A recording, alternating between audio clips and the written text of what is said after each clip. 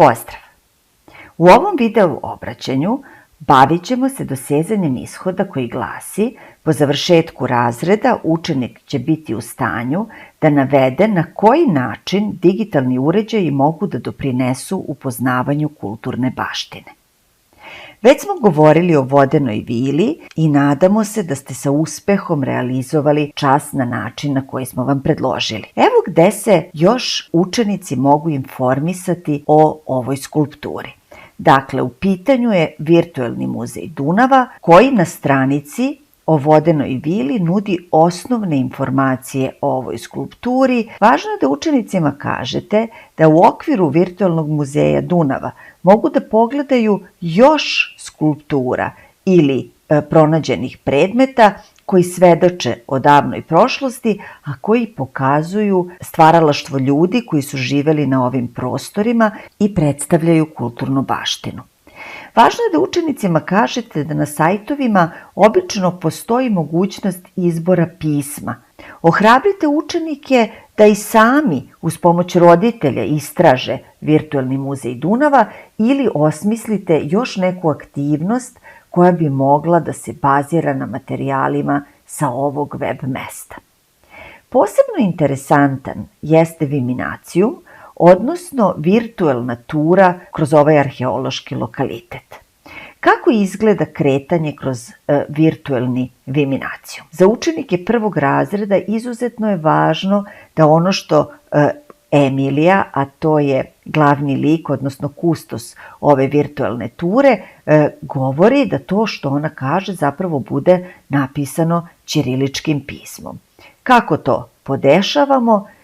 U meniju imamo opciju srpski jezik Ć, dakle ćiriličko pismo, i sada je već čitav naš meni prebačen na ćiriličko pismo. Različitim delovima ovog virtuelnog muzeja pristupamo klikom na ove plutajuće tačke. Ali pre nego što to učinimo, možemo da čujemo šta ima da nam kustos ovog virtuelnog muzeja kaže. Klikom na dugme play saslušat ćemo njeno izlaganje. Dobrodošli u 3D Viminacijum. Ja sam Emilija i sa svojim kolegama, istraživačima Viminacijuma, bit ću vaš virtuelni vodič. Naravno, prepuštamo vam da čujete i posetite virtuelnu turu, odnosno vidite na virtuelni način šta se to sve nalazi u Viminacijumu. Potpuno vam je jasno kakve mogućnosti pruža ovakav način posete jednom istorijskom lokalitetu. Da nema digitalizacije, zaista učenici iz svojih kuća i svojih učionica ne bi mogli da pristupe ovom konkretnom lokalitetu.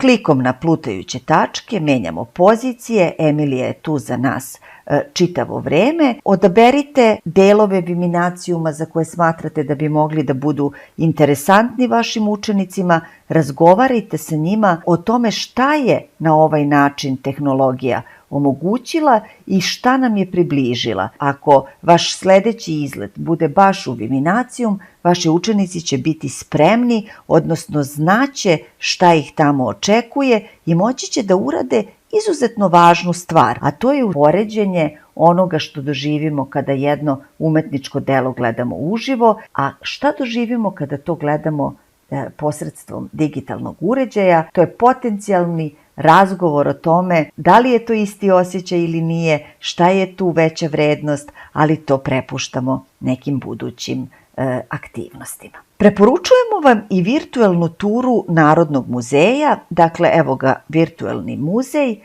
Klikom na ovo mesto dolazite do onoga šta Narodni muzej nudi u okviru ove opcije. Istražite, pogledajte, znači na vrlo sličan način funkcioniše poseta, odnosno prikaz određenih artefakata Narodnog muzeja, ali prepuštamo vam da procenite da li bi ovo bilo interesantno vašim učenicima ili ne. Ministarstvo kulture i informisanja radi zaista mnogo i opsežno na digitalizaciji kulturne baštine. Preporučujemo Molimo vam da koristite web mesto koje se zove vremenska linija kulture.rs. Možete da pronađete tu našu vodenu vilu o kojoj smo puno govorili i u okviru prikaza vodene vile imate još jedan zaista odličan video zapis koji možete da prikažete svojim učenicima na času.